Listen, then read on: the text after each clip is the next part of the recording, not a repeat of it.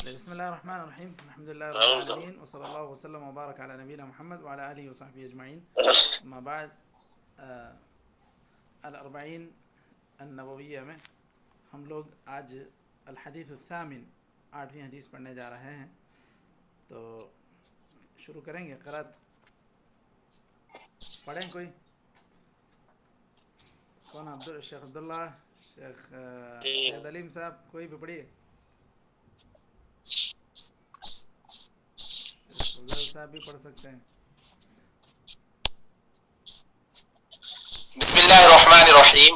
الحديث الثامن عن ابن عمر رضي الله عنهما أن رسول الله صلى الله عليه وسلم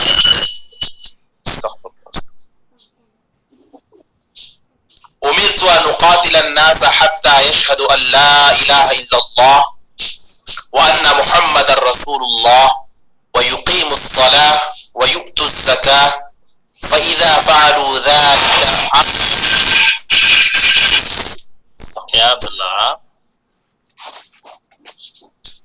فإذا فعلوا ذلك عصموا مني دماءهم وأموالهم إلا بحق الإسلام وحسابهم على الله تعالى. رواه البخاري. چلیے، بسم اللہ الرحمن الرحیم. الحمد للہ رب العالمین، وصلی اللہ وسلم وبارک علی نبینا محمد وعلی آلہ وصحبہ اجمعین. اما بعد،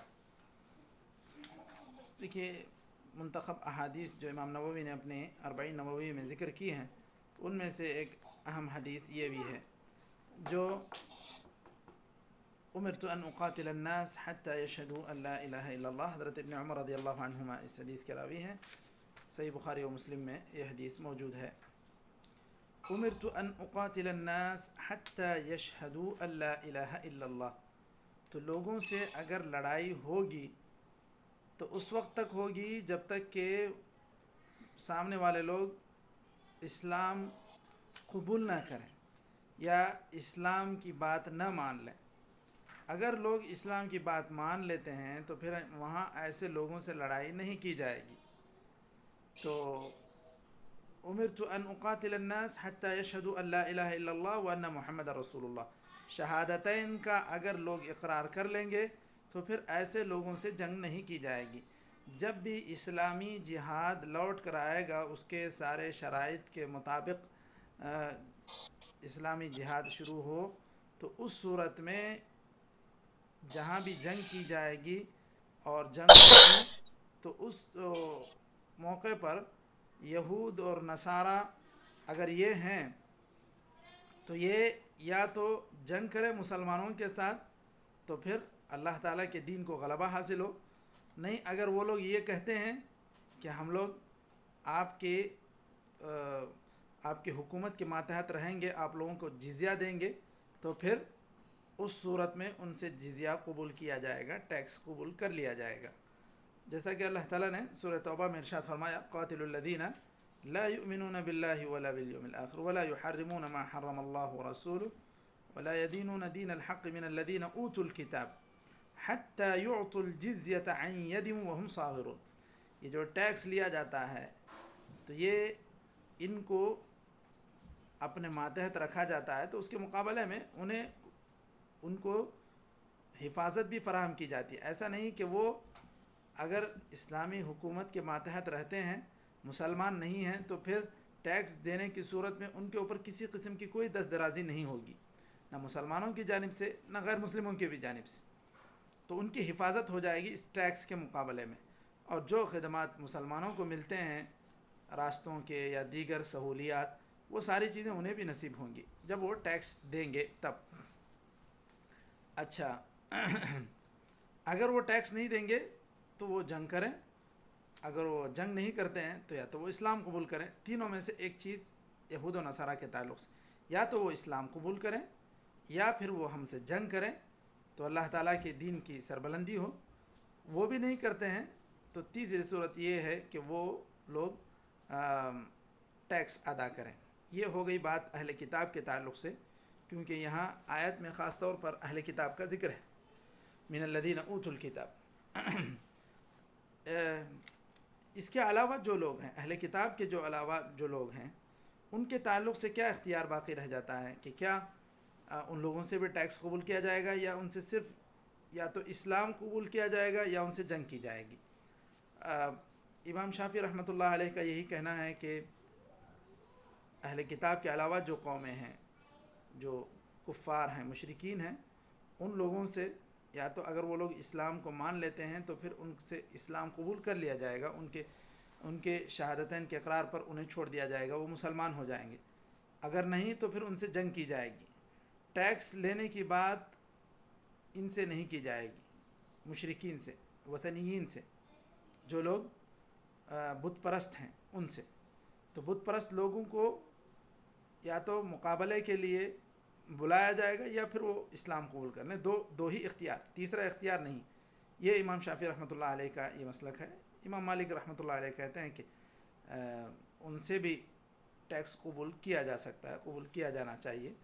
یہ تھوڑا سا اختلاف ہے، لیکن چونکہ نصوص صریحہ سے اہل کتاب کے لیے ٹیکس کی بات واضح ہے، اور اس کے بالمقابل وثنیین کے لیے ایسے واضح دلائل، ایسے واضح نصوص نہیں ہیں کہ جس کی بنیاد پر یہ جس طرح اہل کتاب کے ساتھ معاملہ ہو وہی معاملہ وثنیین کے ساتھ یا مشرکین جو بت پرست ہیں ان کے ساتھ ہو۔ بہرحال یہ ایک اہل علم کے درمیان اس مسئلے میں اختلاف ہے۔ اچھا، ان سے ہماری جو جنگ ہے یا جو ہم لڑنا چاہ رہے ہیں وہ اس لیے نہیں کہ ہمیں ان سے کوئی خاص ذاتی دشمنی ہے، ان سے جو لڑنا یا جنگ کرنے کی جو بات ہو رہی وہ اس وجہ سے کہ یہ لوگ بت پرستی پھیلا رہے ہیں، یہ اللہ تعالیٰ کے کائنات میں جو اللہ تعالیٰ کی بندگی ہونی چاہیے اس کے برخلاف یہ لوگ شرک کو پھیلا رہے ہیں۔ تو اس وجہ سے اللہ تعالیٰ کے کلمے کو بلند کرنے کے لیے یہ جنگیں ہوتی ہیں، اسلامی جہاد ہوتا ہے۔ ٹھیک، اگر سامنے والے بھی جو مسلمان ہیں، ادھر والے بھی مسلمان ہیں، تو پھر یہ کوئی اسلامی جہاد نہیں، یہ صرف ایک کیا کہتے ہیں ایک غلط فہمی کے نتیجے میں ایسی چیزیں پیدا ہوتی ہیں یا ایسی چیزیں پیش آتی ہیں، وہ ایک جہاد نہیں کہا جائے گا، اس کے اوپر وہ اسلامی جہاد کے نتائج جو مرتب ہوتے ہیں وہ نہیں ہوں گے۔ اچھا، وَيُقِيمُ الصَّلَاةَ وَيُؤْتُ الزَّكَاةَ، تو یہاں پر یہ بات بتلائی جا رہی ہے کہ اگر وہ لوگ شہادتین کو مان لیتے ہیں تو پھر اس صورت میں اس کے بعد ہی اقامت صلاح اور ایتاء زکوٰۃ کا مسئلہ آتا ہے۔ اگر کوئی انسان یا کافر جنگ کی حالت میں بھی صرف اتنا کہہ دے لا الہ الا اللہ تو بھی اس سے تلوار اٹھا لی جائے گی، جس طرح حضرت اسامہ بن زید رضی اللہ عنہ نے کہا کہ ہم لوگ جنگ میں تھے، ایک آدمی نے جب دیکھا تلوار سر پر ہے تو اس نے لا الہ الا اللہ کہا، اس کے باوجود میں نے اس کا خاتمہ کر دیا۔ نبی صلی اللہ علیہ وسلم کو یہ بات جب پہنچی تو آپ صلی اللہ علیہ وسلم نے کہا اقتلتہ بعدما قال لا الہ الا اللہ، لا الہ الا اللہ کے کہنے کے باوجود تم نے اس کو قتل کیا؟ تو جب انہوں نے اپنے عذر کے طور پر یہ بیان کیا کہ اس نے تلوار کے ڈر سے کہا، تو آپ صلی اللہ علیہ وسلم نے کہا کہ کیا تمہیں ایسے پتہ ہے کہ وہ تلوار ہی کے ڈر سے کہا ہو یا کسی اور وجہ سے کہا؟ تو اس سے یہ بات پتہ چلتی ہے کہ جب کوئی آدمی لا الہ الا اللہ کہتا ہے تو اس کا خون اور اس کا مال محفوظ ہو جاتا ہے۔ اب اس کے بالمقابل اگر کوئی آدمی مسلمان نہ ہو تو اس کا خون اور اس کا مال مباح ہوگا، یہ بات واضح ہو رہی ہے حدیث سے۔ اسی طرح حربی، ایسی قوم جن کے درمیان ہماری اور ان کے درمیان جنگ ہو تو وہ حربی ہے، اس کا بھی مال اور اس کا بھی دم حلال ہوگا۔ اور اسی طرح یا یہ ذمی ہے یا معاہد ہے، یہ لوگ اپنے شرک اور اپنے کفر پر رہتے ہوئے وہ مسلمانوں کے ملک میں اجازت لے کر عہد نامہ لے کر رہ رہے ہیں، یا ذمی ہے تو ٹیکس دے کر رہ رہا ہے، تو ایسی صورت میں یہ لوگ محفوظ ہیں، ان کا مال، ان کی جان محفوظ ہے، اس پر کسی قسم کی دست درازی نہیں ہوگی۔ جہاں تک جان مال محفوظ رہنے کی بات ہے، یا کافر کا یا مشرک کا مال اور جان اس کی مباح ہے، تو یہ ساری چیزیں ایک انفرادی طور پر فیصلہ کرنے والی باتیں نہیں ہیں، یہ ساری چیزیں اجتماعیت کے ساتھ ہی ہوں گی۔ مسلمانوں کا جو امیر ہوگا وہی یہ طے کرے گا، اور اسی کی نگرانی میں، اسی کے سرپرستی میں جو جنگیں لڑی جائیں گی اور اسلامی جہاد ہوگا تو اس صورت میں یہ ساری چیزیں پیش آئیں گی. ورنہ جب تک اسلامی جہاد نہیں ہوتا ہے اور مسلمان جہاں بھی اقلیتوں کے درمیان رہتے ہیں وہاں پر یہ اپنے طور پہ فیصلہ ایسا نہیں کریں گے کہ یہ کافر ہے تو ہم اس کا مال یا اس کی جان ہمارے لیے حلال ہے. ایسا فیصلہ یہ تنہا کرنے والی چیز نہیں ہے. تو یہ ساری چیزوں کے لیے جس طرح حضرت ابوبکر رضی اللہ عنہ کے دور میں بھی جنگ ہوئی ان لوگوں سے جن لوگوں نے زکوٰۃ دینے سے انکار کر دیا، زکوٰۃ کی فرضیت کا انکار کر دیا، تو وہاں بھی کوئی انفرادی فیصلہ نہیں لیا گیا تھا، وہاں تو ایک اجتماعی طور پر ہی فیصلہ لیا گیا اور ان سے لڑا گیا. تو یہ اجتماعی طور پر ہی کوئی بھی چیز ہوگی، جنگ ہوگی تو بھی مسلمانوں کا جو عام امیر ہوگا اس کی ماتحتی میں ہی یہ ساری چیزیں ہوں گی، اور اسی وقت کون کافر ہے، کون مباح الدم ہے، کون مباح الدم نہیں ہے، یہ ساری چیزیں طے ہوں گی. اچھا، یہاں پر ایک بات یہ بھی ہے کہ جو آدمی ظاہری طور پر وہ مسلمان ہونے کا دعویٰ کرتا ہے تو اب اس کا جان مال محفوظ ہو جائے گا، گرچہ کہ وہ منافق ہی کیوں نہ ہو. منافق تو اصل میں کافر ہے اور جہنم کے سب سے نچلے گڑھے میں جلے گا، لیکن یہ ہے چونکہ وہ مسلمان ہونے کا دعویٰ کرتا ہے تو اس صورت میں اس کے مال اور اس کی جان پر کسی بھی قسم کی چڑھائی نہیں کی جائے گی، کیونکہ اس نے لا الہ الا اللہ کہہ دیا. تو یہی معاملہ ہے جتنے باطنی فرقے ہیں اور ایسے لوگ جو بظاہر مسلمان ہو کر بتلاتے ہیں، اندرونی طور پر اسلام سے بغض رکھتے ہیں، ان کے ساتھ کھلم کھلا جنگ جو نہیں کی جاتی اس کی وجہ یہی ہے. اگر یہ لوگ منافق ہیں تو پھر ان کا حساب اللہ تعالیٰ ضرور کرے گا، اور چونکہ جب تک یہ لوگ لا الہ الا اللہ محمد رسول اللہ کہتے ہیں تو پھر ایسے لوگوں سے ہم لوگ براہ راست جنگ نہیں کریں گے، کیونکہ جو لوگ بھی لا الہ الا اللہ اللہ کے رسول صلی اللہ علیہ وسلم کے دور میں بھی کہہ رہے تھے، آپ صلی اللہ علیہ وسلم نے ان کی بات کو سن لیا، مان لیا اور مسلمانوں کے مطابق ان کے ساتھ معاملات کیے گئے، اور باطن کا حال اللہ تعالیٰ جانتا ہے. تو ہم صرف بظاہر بظاہر جو لوگ کہتے ہیں اسی کی بنیاد پر ہم لوگوں سے معاملہ کریں گے. اچھا، اس میں جو بات کہی گئی فَإِذَا فَعَلُوا ذَلِكَ عَصَمُوا مِنِّي دِمَاءَهُمْ وَأَمْوَالَهُمْ إِلَّا بِحَقِّ الْإِسْلَامِ. حق الاسلام کیا ہے؟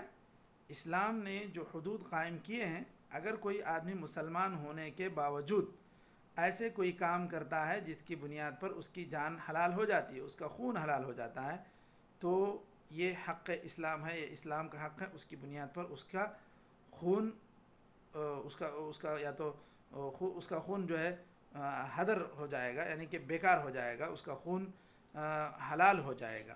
یہ بھی مسلمانوں کے حاکم کا ہی کام ہے، یہ بھی انفرادی کیے جانے والا کام نہیں. مثال کے طور پر الثیب الزانی جو اس میں کہا گیا کہ جو آدمی شادی شدہ ہو اور وہ ایسا غلط کام کر بیٹھے، اور اسی طرح النفس بالنفس، اگر کسی نے کسی کا ناحق خون بہا دیا، قتل کر دیا، تو اس صورت میں بھی اس کی جان لی جائے گی.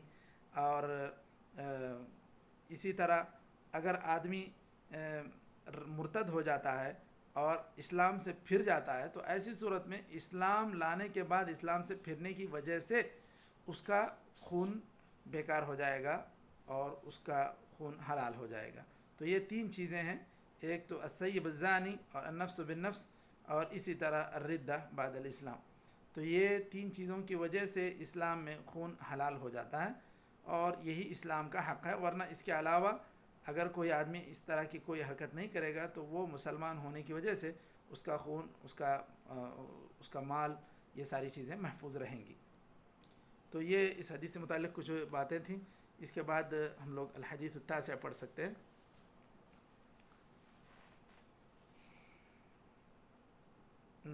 پڑھیے کوئی یہ اس سے متعلق سوال ہے تو جی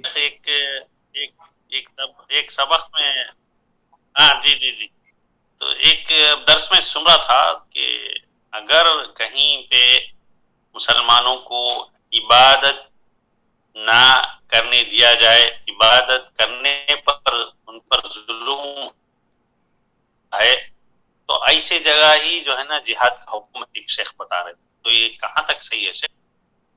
دیکھیے جہاں پہ مسلمانوں کو عبادت کی آزادی نہیں ہے، عبادت کرنے پر ان پر ظلم کیا جاتا ہے، تو ہے نا جہاد کا حکم ہے صاحب.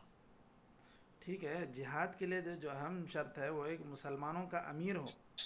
مسلمانوں کا امیر ہو، مسلمانوں کے امیر کی عمارت میں ہی جہاد کیا جائے گا. جہاد یہ انفرادی کرنے کا کام نہیں ہے. تاریخ اسلام میں جو جہاد ہوا خلفائے راشدین، اللہ کے رسول صلی اللہ علیہ وسلم کے دور میں، خلفائے راشدین کے دور میں، تو اس میں ہم جو چیز دیکھتے ہیں وہ سب سے پہلے وہاں مسلمانوں کا امیر عام ہے، اور اس کی نگرانی میں ہی یہ ساری کارروائیاں ہوں گی. اس کے مشورے سے، ان کے صلاح و مشورے کے بعد ہی یہ ساری چیزیں ہوں گی. ورنہ اس طرح انفرادی طور پر جہاد، اس کا ثبوت ایسے واضح نہیں ہے. یہ سب اجتماعی طور پر ہونے کا کام ہے، اور اس کے لیے مسلمانوں کا واضح امیر ہونا چاہیے تبھی.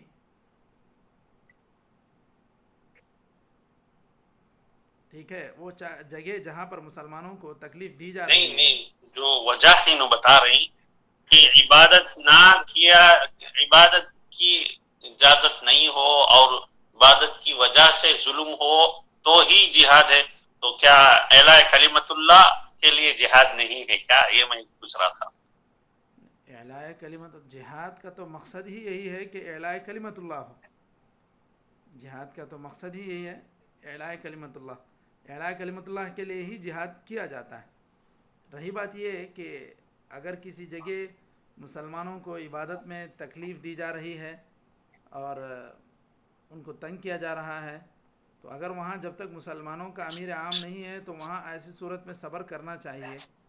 بالکل جس طرح نبی کریم صلی اللہ علیہ وسلم نے مکی زندگی میں صبر کا دامن تھامے رکھا. آپ صلی اللہ علیہ وسلم اور آپ کے صحابہ بالکل پستے رہے اور تکلیفیں اٹھاتے رہے. لیکن فی الحال جو مسائل چل رہے ہیں دنیا بھر میں، وہاں آپ جہاد کیے بغیر اس کے علاوہ جو طریقہ کار بیان کیے جاتے ہیں یا وہاں کی شہری حقوق میں ذکر کیا جاتا ہے، ان کے ذریعے سے بھی آپ اس کا مقابلہ کر سکتے ہیں. یہ جہاں پر مسلمان اقلیتوں میں ہیں یا بالکل نہ کے برابر ہیں یا ہیں تو بھی بہت مظلوم ہیں، تو جہاں تک وہاں کے شہری قوانین میں گنجائش ہے آپ اپنے حق کا مطالبہ کر سکتے ہیں. وہ جس طرح سے بھی مطالبہ کرنے کی وہاں گنجائش رکھی گئی ہے اس طرح سے مطالبہ کیا جا سکتا ہے.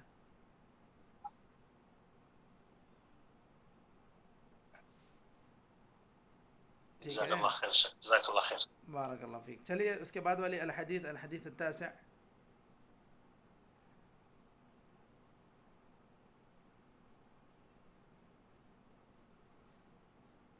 پڑھیے شیخ علیم بھائی.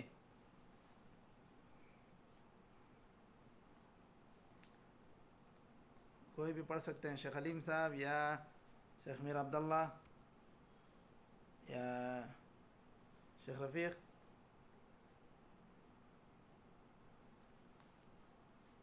کہاں الحدیث التاسع عن ابی ہریرہ.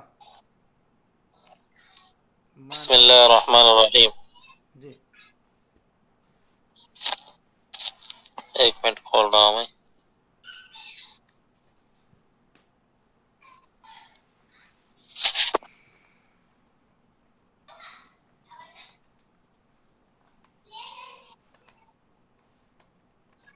الحديث التاسع عن أبي هريرة رضي الله عن أبي هريرة عبد الرحمن بن صخر رضي الله عنه قال سمعت رسول الله صلى الله عليه وسلم يقول ما نهيتكم عنه فاجتنبوه وما أمرتكم به فأتوا منه ما استطعتم فإنما أهلك الذين من قبلكم كثرة مسائلهم واختلافهم على أنبيائهم. واختلافهم على انبیائهم. ٹھیک. ہاں تو اعراب لگا ہوا ہے باقاعدہ. اچھا، کثرت مسائلہم یا کثرت اختلافہم اس طرح عطف لیے ہوں گے. ویسے اہلکا کا فاعل بھی بن سکتا ہے، کثرت مسائلہم اہلکا اختلافہم علی انبیائہم. اچھا چلیے دونوں اعراب ہو سکتے ہیں، چاہے بدل لیں یا چاہے آپ اس کو کیا کہتے ہیں فاعل مانیں. عن ابي هريره رضي الله عنه عبد الرحمن بن صخر رضي الله عنه قال سمعت رسول الله صلى الله عليه وسلم يقول ما نهيتكم عنه فاجتنبوه وما أمرتكم به فأتوا منه ما استطعتم فإنما أهلك الذين من قبلكم كثرة مسائلهم واختلافهم على أنبيائهم. یہاں نبی کریم صلی اللہ علیہ وسلم صحابہ کرام کو بعض چیزوں کی طرف جس طرح رہنمائی کیا کرتے تھے، بتلا دیا کرتے تھے کہ ایسے کرو ایسے نہیں کرو، تو آپ صلی اللہ علیہ وسلم نے کہا کہ میں جن چیزوں سے روکا ہوں تو تم لوگ اس سے رک جاؤ، اور جس چیز کا حکم دیا ہوں تو جہاں تک تمہاری استطاعت ہے کوشش کرو کہ تم اس پر عمل کرو. اور اگر کوئی چیز اس کی شریعت میں وضاحت نہیں آئی ہے اور اس کے تعلق سے کوئی بات ذکر نہیں کی گئی تو اس کے تعلق سے بار بار اس طرح سوال نہ کیا کرو کہ اس کی وجہ سے یا تمہارے سوال کرنے کی وجہ سے کوئی حکم آئے اور سب لوگوں کو پریشانی ہو. بار بار انبیاء کے پاس آ کے اس طرح یہ جو مسائل طے ابھی ہوئے نہیں ہیں، وجود میں نہیں آئے ہیں، ایسے مسائل کو لے کر آدمی بار بار نبی سے سوال کرتا رہے تو پھر نبی کی جانب سے اگر کوئی جواب دیا جائے تو سارے لوگوں پر وہ چیز لازم ہو جائے گی. تو اس طرح جن چیزوں کا ابھی تک سامنا نہیں ہوا ہے ایسی چیزوں کے تعلق سے سوال کرنے سے گویا کہ منع کیا گیا. یہ ہدایت تھی نبی کریم صلی اللہ علیہ وسلم کی جانب سے. اور اس میں یہ بات کہ اگر ایک آدمی کوئی مسئلہ پڑھ رہا ہے، وضاحت اس کو ہونی ہے، وضاحت طلب مسئلہ ہے، وہ وضاحت چاہتا ہے تو یہ اس میں نہیں ہے جو یہ مسائل جن سے منع کیا گیا ہے. اگر آپ کسی بھی ایک علمی مسئلے کو پڑھ رہے ہیں اور اس میں آپ کو کوئی بات واضح نہیں ہوتی ہے تو آپ اس کو پوچھ سکتے ہیں، سمجھ سکتے ہیں، وہ مسئلے کو سمجھنے کے لیے ہے. لیکن یہاں پر یہ اس وقت کی بات جب نبی کریم صلی اللہ علیہ وسلم پر شریعت نازل ہو رہی تھی، ابھی شریعت مکمل نہیں ہوئی تھی، اس وقت تک لوگوں کو یہ بات بتلائی گئی کہ آپ لوگوں کو جس کام کا حکم دیا گیا اس کام کو کرو، جس کام سے روکا گیا ہے اس کام کے تعلق سے تم رک جاؤ، اس کام کو نہ کرو. اب باقی ایسے سوالات جو ابھی تک پیش نہیں آئے ہیں ان کا بار بار سوال کر کے لوگوں کو آپ کی وجہ سے کوئی حکم آ جائے اور اس کی وجہ سے کسی قسم کی انہیں پریشانی ہو تو ایسا نہ کیا کرو. یہ بات بتلائی گئی. یعنی کہ جس حکم کے تعلق سے ابھی شریعت میں کوئی وضاحت نہیں کی گئی، کوئی بات نہیں بتلائی گئی، اس کے تعلق سے سوال آپ لوگ نہ کیا کرو، کیونکہ ایسے سوالات کرو گے پھر کوئی چیز منع کر دی جائے گی، پھر پریشانی میں مبتلا ہو سکتے ہیں. تو کیونکہ صحیح مسلم میں یہ بات بتلائی گئی ہے ان اعظم المسلمین جرما من سأل عن شيء لم يحرم فحرم لاجل مسألته. سب سے بڑا جرم مسلمانوں میں وہ آدمی ارتکاب کرتا ہے جو ایسی چیز کے تعلق سے پوچھ بیٹھتا ہے جو ابھی تک حرام نہیں تھی، اس کے پوچھنے کی وجہ سے وہ چیز حرام کر دی گئی. تو یہ بات اس وقت تک تھی جب نبی کریم صلی اللہ علیہ وسلم پر وحی نازل ہوا کرتی تھی. اب اگر کوئی آدمی پوچھ لیتا ہے ایسی کوئی بات تو اب دین مکمل ہو چکا ہے، اب کسی کے پوچھنے سے کوئی چیز حرام یا حلال نہیں ہوگی. تو اس طرح اگر کسی کو کوئی چیز سمجھنے میں دشواری ہو رہی ہے اس تعلق سے وہ سوال کرتا ہے تو یہ ایسا سوال کر سکتا ہے. لیکن یہاں جو بات منع کی گئی ہے سوالات سے یا کثرت اسئلہ سے، یہ وہ چیزیں مراد ہیں جن کا ابھی تک شریعت نے حکم نازل نہیں کیا تھا یا شریعت میں اس تعلق سے وضاحت نہیں تھی.